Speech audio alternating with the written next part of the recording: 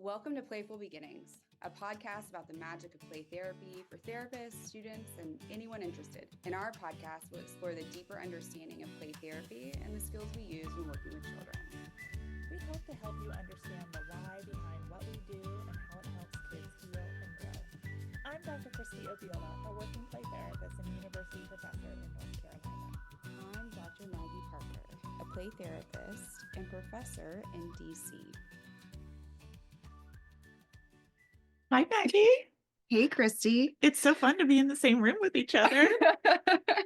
It definitely feels strange. Right? I mean, I think not being in the same room with you doesn't feel strange, but yeah. like recording a podcast in the same space. And Yeah. it's kind of confusing. Like, do I look at you? Do I look at the computer? Do I, this is a whole new This world. is a different way for us to record. It is. Yeah. It is. Indeed. So you guys know, Maggie and I, we've talked about this, went to school together, but a few years ago, Maggie moved close to the town my parents live in. And so being home for the holidays or being home to visit my parents means I actually get to physically see her in person instead of seeing her on the interwebs of the world or at a conference. So it's always fun because this is more like we get together for fun in these ways. So happy holidays. Happy holidays. Yeah. We're also I'm currently on break from seeing clients. So we were just kind of talking about that too, getting a little to ourselves. So getting, the fun stuff, time with family, friends,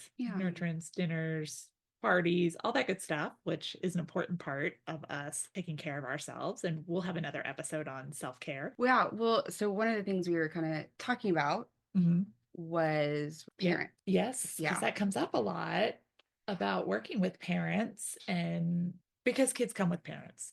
Yeah. So it will be unique that you don't have interaction with parents. Yes. And I think it can be, there are so many different types of parents that we're working with. And I think for me early on and for my supervisees, I'm experiencing it too, is like, it becomes really scary. They're like, oh my gosh, how do I talk to parents? And now it's gotten much easier. I think I like talking with parents, but there's so many things that come up with that too. And one, I think when I was first starting out, it's like, oh my gosh, but they're grown-ups and they're in charge, right? And I didn't feel like a grown-up. Yes. Then now as a mother, I have to really police myself as to like how much of my own experiences that I'm giving. Yeah. Yeah. And it's really interesting for me because play therapy is actually a second career for me.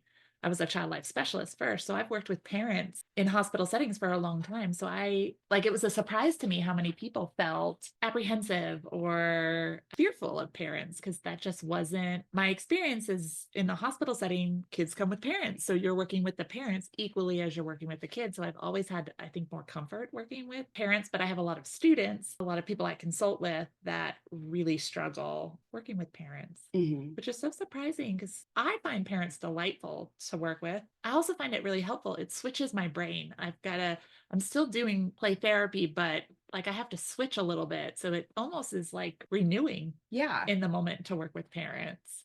I do. And I think we've talked about this too, like how even like varying our caseload so that we're not only seeing children. Yeah. I think like working with adults brings I think almost for me, it's like I can relax a little bit more because you're still picking up on all of the nuances and stuff, but it's more verbal, which I think just as an adult, that's my mode of communication. Yes. And so it makes it a little bit more conversational. I also think that when we're doing parent consultations, I talk to my students about like, you're the expert in this space, right? So it's a little different. Like you're still using your counseling skills to, build that relationship, but you're also having to educate them on the process and help give them skills. And I think for you and I were so lucky because we had so many classes about play therapy and not a lot of people get that opportunity. And so they're doing it more through workshops. They're doing it through workshops, conference sessions. And so I think that expert piece is where it gets scary too, because they're like, well, I know what I'm doing, but am I able to explain it in a way to get someone else on board? Yeah. And I think for a lot of play therapists, we may not be parents yet. And so that idea of expert is a hard one to kind of take on because I remember being asked, like, do you have kids? Which was like my biggest fear of a question that a parent might ask. And I don't have kids. I still don't have kids, but it doesn't decrease my level of expertise. And I think that's something we kind of have to grow in as a play therapist, is this idea is you have schooling, you have a lot of other training that most parents never get. So taking ownership of that and being okay with, I might not have birthed a child. Right. What parents are really asking in that question, my experience is they just want to know that you can help their kid and you've got something to bring to the table, which I think all play therapists do. Right. And I think there are ways to respond to that question. And I responded one time really bad. So I was working with a family. The parent asked me, well, are you a parent? And I said, no, I'm a doctor. And that was the worst in the world. I was like, oh my God, I can't, it was like, I just got really defensive. Yeah. So don't do what I did. Now I'm I think that's the key, right? Like we can't get defensive in those moments. Right. We just have to own and just answer the question straight up. No, I don't have kids myself. Right. And And it sounds like you're worried that I won't be able to relate or support you because I don't have my own kids. that's a really great way of like reflecting like what they're going through. And then I just stop there. I stop talking because it gives them an option to then speak up and be like, well, tell me more about your training or tell me about this so that I can really get to the undergirding of that question that they were asking me, which is if do you have kids, which is really, are you really able to help us? Yeah. I do it differently and I like that way. That's really thoughtful. And I think that's why I like talking about this stuff with you Yeah. because you give me so much more like Well, introspection. I think we both do because we don't get to talk about this with people, Right. right? Sometimes you're the only play therapist in a practice. You're the only Right. um, one, or you are feeling so unsure that you're afraid to ask these questions of Right. other people Right. out of fear that they're going to look at you less. But we need to have conversations. We need to be open and share where we're struggling or how do you respond to this? Because I keep screwing this up. Yeah.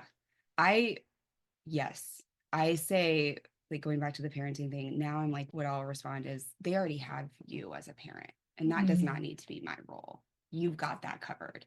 I'm here to help Oh, I like that. your child in this way, Yeah. right? Like they don't need another parent. That does not need to be my role. Well, I think it Um, reinforces how powerful they are too. And oftentimes, parents who come to see us, or my experience has been, they've tried everything. They don't know mhm, what else to do. They've followed a million people's advice. mhm, They have felt less and less confident as a parent. right. And they feel like they're the ones who screwed up their children sometimes. And Yeah. not in a, and I'm not saying that to demean parents. I think they No, just come to us in a state of panic, emergency. We often aren't their first call. right. Yes. And I think it's just so, as a parent, you Who do has who brought a has child to a play therapist? yes, my children love play therapy. And sometimes they hate that I'm a play therapist and they let me know that. It is like so much of that guilt. Like, what did Mhm. I do wrong? And I think Mhm. one, by nature, just assume that I've done something wrong. I think you know that about me. But then I feel that extra layer of like, but I work with other kids. How am I not Yeah. able to do that? And one of my supervisees is working with someone who's the parent is a child psychologist. And so it's really hard, but she's feeling pressure, like my supervisee's feeling pressure because she's like, well, she already knows everything. Like, what can I? And I was like, no, no, no, no. Like, she can't be that for her child. Right. And Yeah. so she needs you. And even though the fields are similar, they're very different. And Mhm. so helping parents understand. And so that's when I work with parents, I think it's different. Like on the intake, I really try and form that relationship quickly. So a lot of empathy, a lot of reflection. Yeah. And then I really let them know this is going to be a very different session than what our other sessions are going to look like because I need to ask you a bunch of questions and I might be writing them down. And this is not how it will go in the future. And so I kind of like almost like 3 stages of the intake that I do is getting them on board and really relating to them and helping them feel heard and seen. And then asking them all of the questions with Yeah.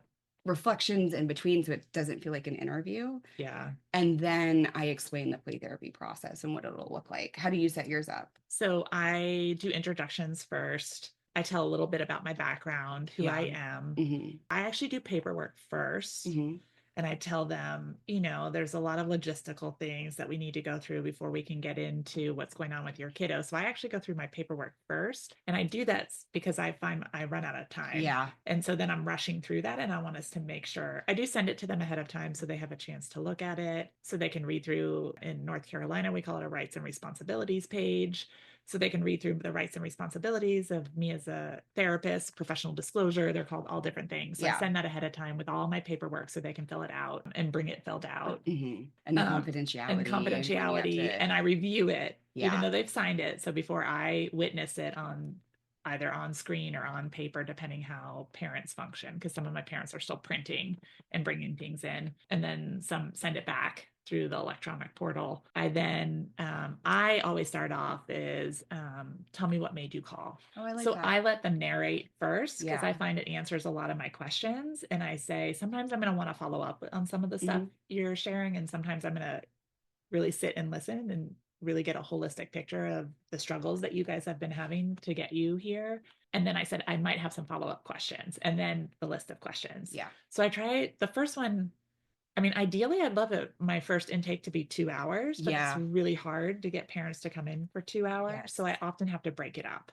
Yeah. And so I'll do an hour of hearing their general concerns. And then I have a few key questions that I want to ask about safety around both for the child and the family, some history questions. What do you mean by safety? What do you ask them? Like, has your child ever talked about suicidality or suicidal ideation? Have they ever asked if they want to harm themselves, kill themselves, which we're seeing a rise in right now in children, that language I find in my practice is coming up more.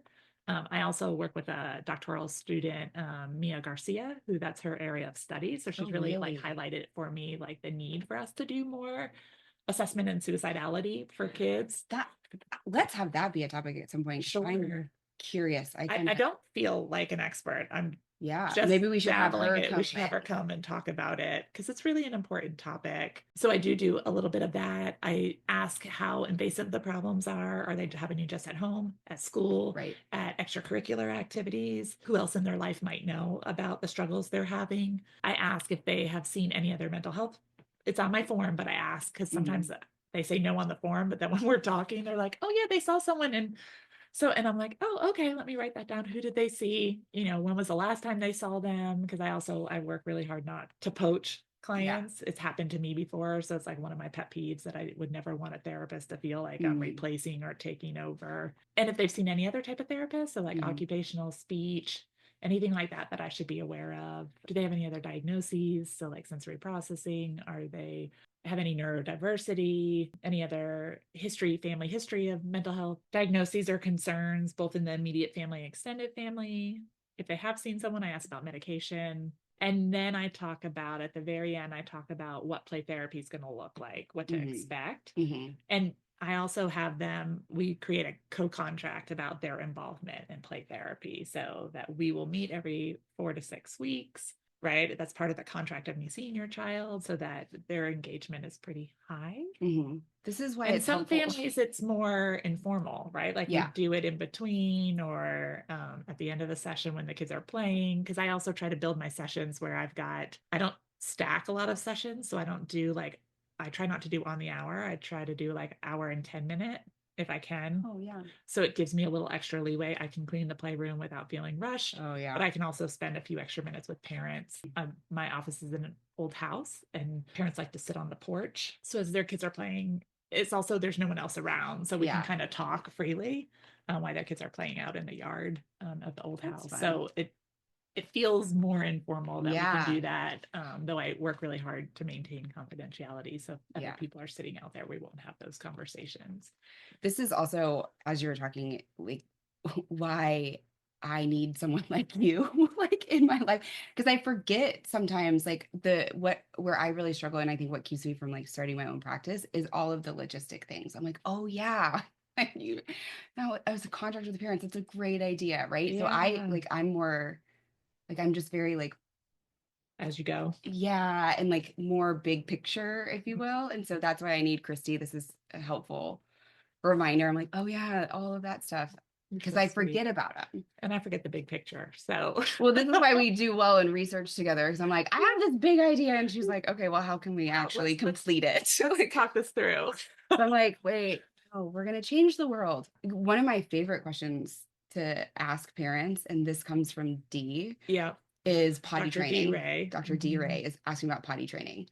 And why do you ask that question, Maggie? So Dee has a theory that how a child potty trains is reflective of their personality. Ah, Has she talked to you about, did she talk to you all about that?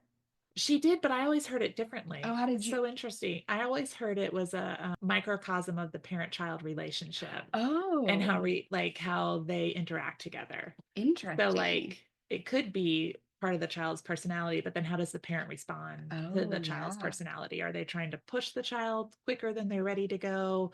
Are they so lackadaisical that they're not responsive, right? Like those types of, Yeah. because it gives you a good mirror of maybe like how they're interacting regularly. So that's how Yeah. I always Oh, that's understood it. interesting. Yeah. Yeah. Well, We'll have to because, ask Steve which one yeah, is accurate. I'll have to ask her Maybe we're because, both accurate. well, and that's like, it's so funny because I think about my own children and the way they potty trained. And now I'm looking at it from a different lens of like, Yeah. what does that say about our relationship? Because, Kind of what I look for in that question is like, are parents listening to their children's cues? mhm, Are they ready? Are they not ready? Or is there like a pressure on them to get them ready? So, like, school tends to be a big pressure because you mhm, have to be potty trained to go right. to Yeah. certain schools. And Yeah. so they'll get a lot of pressure from that.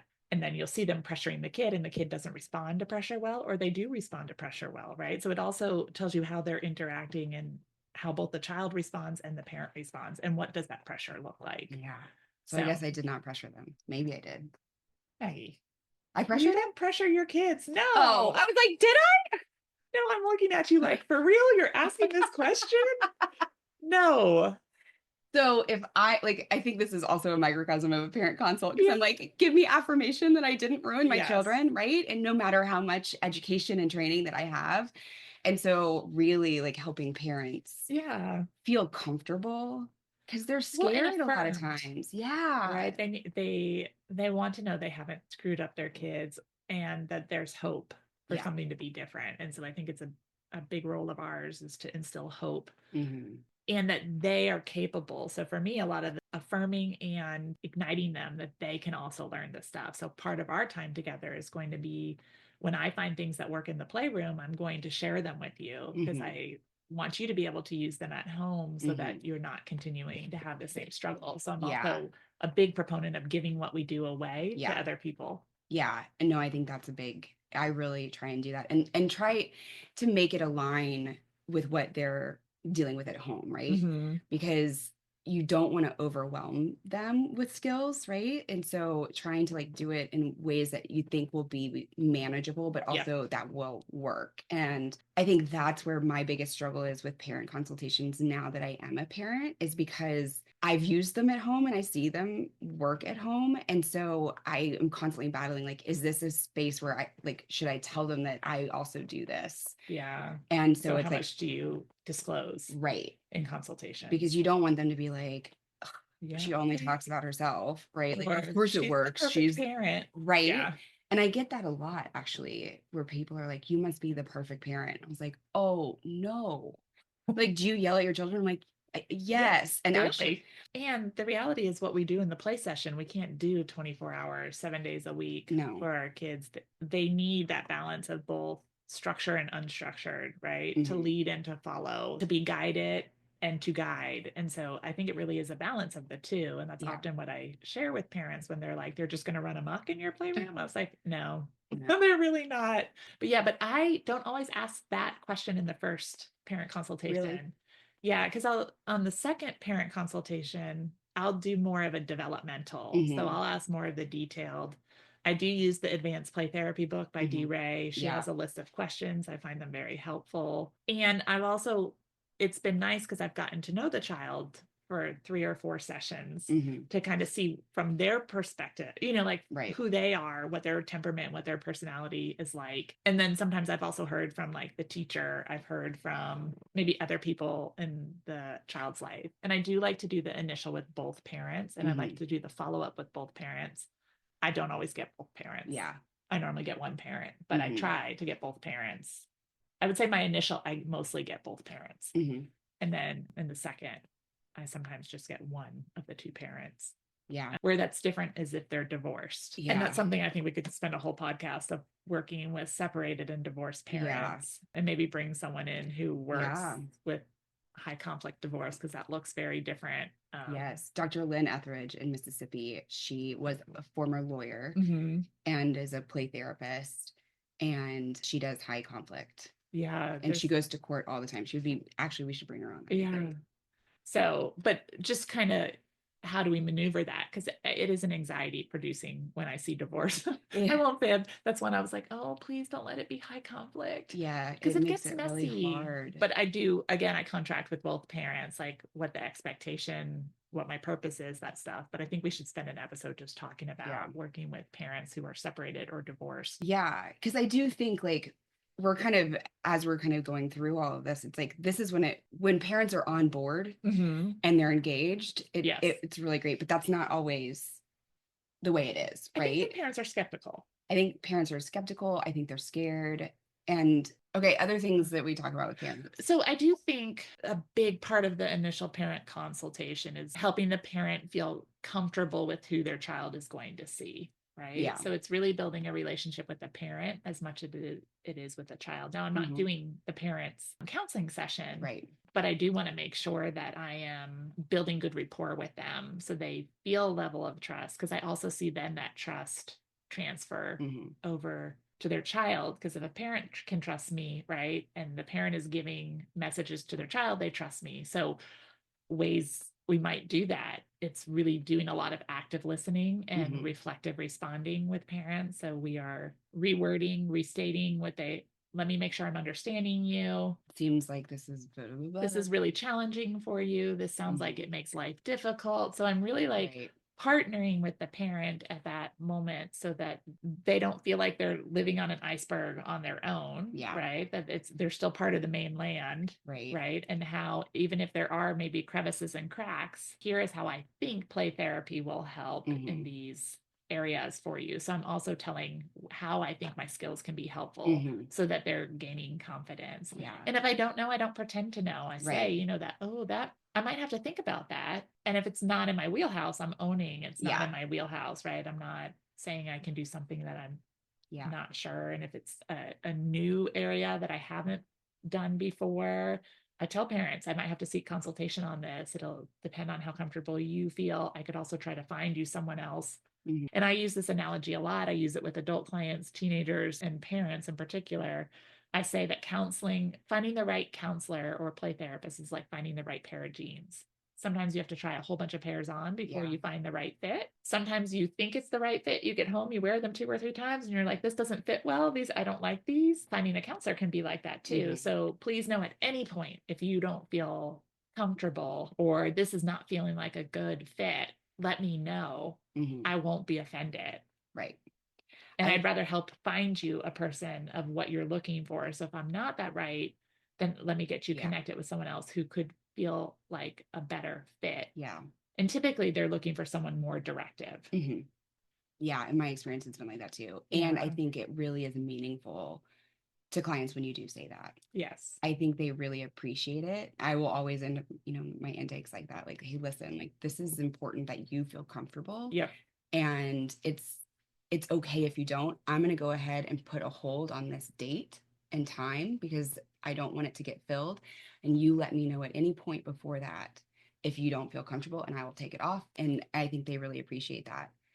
The other thing that I do with parents is I do try and reflect like how much they love and care for their child. And we forget that and how much love is there and how hard this experience is for you. And it's very affirming for parents when you say that. I feel like that is something that really connects. And I think so, like for people who are listening, is just remembering that because sometimes we can get really frustrated with parents, especially like when there's like attachment stuff happening or there's parenting things that perhaps we wish they wouldn't do or we don't think are as helpful. That was going to be the question I had for you.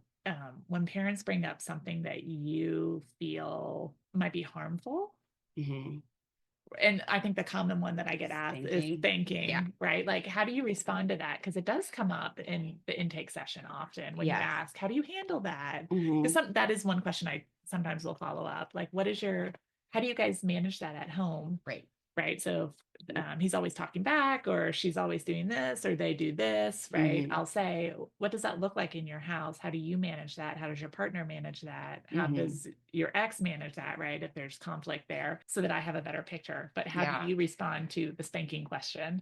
And I've done a lot of work on this, Mm-hmm. right? And a lot of research, and because there's cultural implications, Yeah. right? And so I had one of my students, Mahogany Persip, she's amazing. And she was like, this is very common in the African American community. And it is a way in which to protect children, because what happens outside could be much, much worse. And so working with my other doctor student, Kate Anderson, and Dr. Deborah Ojambo in Uganda, recognizing the cultural piece of spanking and how Deborah handled it, and I think this is how I will continue to handle it, is how is that working for you? Yeah. Because it's not a judgment of what you're doing, but a question, is that working for you? And it's often not, whether it be yelling or spanking or whatever it is. And so then I'll kind of go into, these are some of the messages that could be being sent in that way. Like, it's, we hit when we're angry, then they try and avoid getting caught because they don't want the consequence. Or by yelling, when they're escalated and you escalate, everyone just escalates. Yeah, the volcano effect. Right. And so and I'll explain that, like, with the brain, and like, they're in their brainstem in those moments. And so what they really need is, like, if you think back when they were a baby and how you had to soothe them, like, calm yourself and regulate yourself, and how can you do that? And so I'll kind of give skills around that. And one thing, especially if they're partnered, it's really helpful to tap in. Right. And so, like, I'll have to tag out if I'm becoming too dysregulated. Yeah. It's harder when you're alone. I think that makes it really, really tough. And so finding ways, it's like, okay, so what are some ways in which you can take care of yourself in those moments? To regulate yourself so that they can regulate. So that's how I handle it. How do you handle it? I don't handle it in the intake. I wait to parent consultation to do it. Yeah. And my rationale for that is I don't want them to feel judged off the bat in our relationship. Now, if they're doing something really harmful to their child, I am a big advocate of telling them, it's already in our paperwork up front, right? That I'm a mandatory reporter, all that stuff. What does that look like? What does that look like? Like, this would be a moment that what you're describing right now is something that I am going to have to report. And I want to be transparent with you, because I don't want anything to be a surprise to you, unless I think the parent would retaliate against the child. That's the only time I won't tell them that I'm reporting. But I tend to, like, disclose that. Yeah, it's a conversation. It comes up down the road. I'll note it in the intake, because I'll say, how do you guys handle that? We spank. Okay.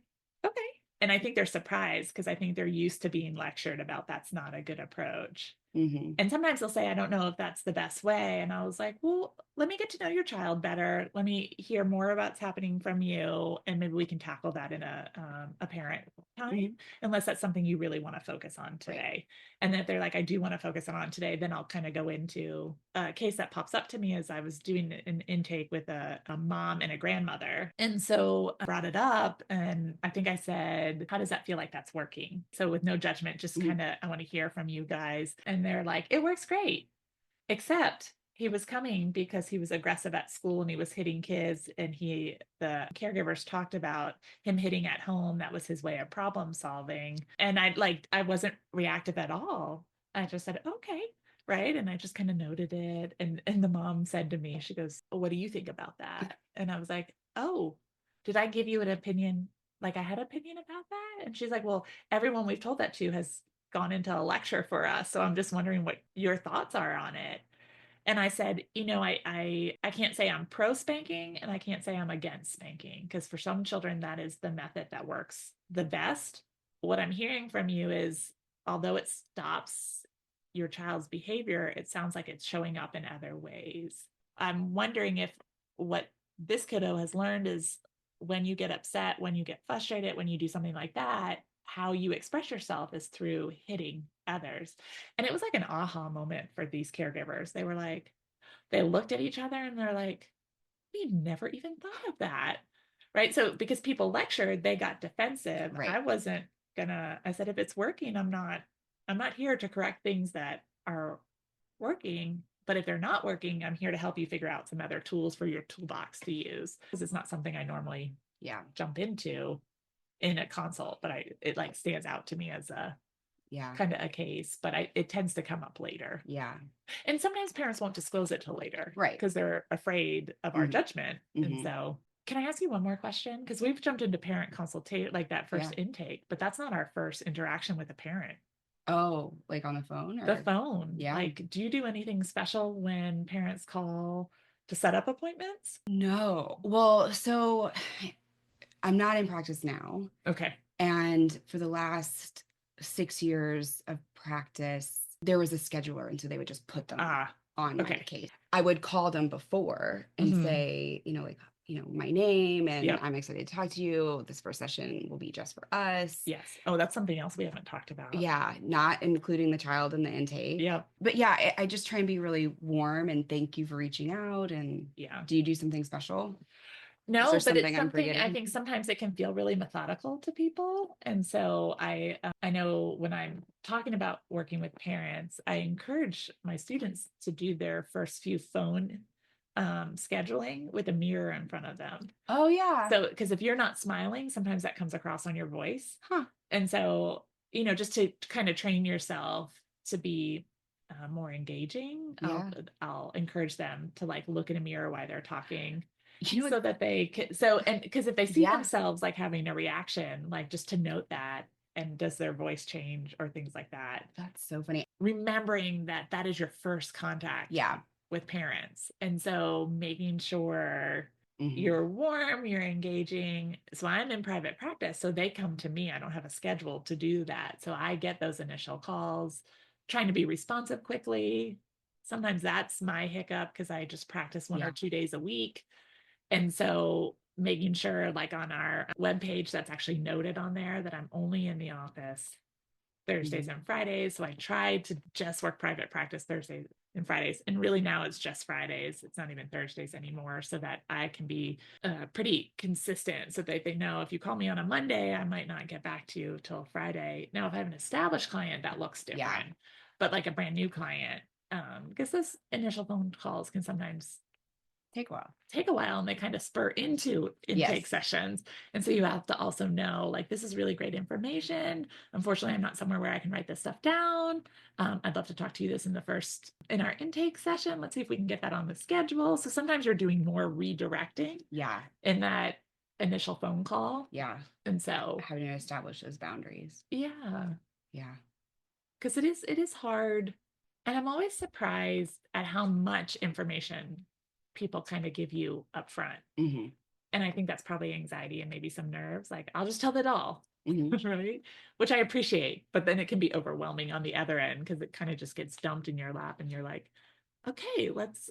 Because I also want to relate it back to play therapy, not on Yeah. the phone Right. call, but like in the intake, I want to relate it how play therapy could be helpful in this scenario. So, and then the last thing I wanted to share is so when I end my intake, my initial intake, I summarize. Hmm. Do you do the same thing? Hmm. Like I'll go back through. So let me make sure I've got like the key components. Hmm. And if parents give you a lot of things, because sometimes they have a lot of things, I try to help them. Like what I've heard you say is A, B, C, D, E, and F. If we had to pick three of those things right up front to start with, what are the three most important to you? And then we'll look at kind of layering, like what would be next. So when I meet after the second parent intake, then I'm starting to talk about treatment planning, Hmm. but then I'm going to focus on those A, B, and C, not all the way to F, because I Yeah. can't always capture all of those, even though they're typically related. Hmm. I feel like we could probably talk about this for like, Oh, days. yeah. I teach a whole class on this, y'all. I can talk about this for 16 weeks. Well, yeah, yeah, I think this is like a good kind of like overview. Mm-hmm. And we could probably like do another episode where we talk about Or like a very few, just detailed, working with yeah, like, parents, how when parents get stuck or they have. hmm, Yeah, let us know what you guys want. What support do you need when working with parents? If you have some common things that come up, go ahead and put it on our email. yeah, Which is, playfulbeginningspodcast@gmail.com. and then, Website coming soon. yeah, we're working on that. And Yeah. then so that we can be supportive and helpful to you because we don't have all the answers and you might be struggling in areas that Maggie and I might not have thought of. Yeah. And we might be struggling there too. We just haven't, it isn't in our awareness. So Yeah. let us know. We want to hear from you guys. And we hope you have a wonderful start to your new year. 2025. Here it comes, ready or not. Oh, geez, I just got used to 24. I'll mark that wrong a lot of times on things that are coming forward. 2024 will be the Forgotten year year. for a few weeks at least. Yeah. And then crossed off and say 5. So, Happy New Year's, everyone. Happy New Year.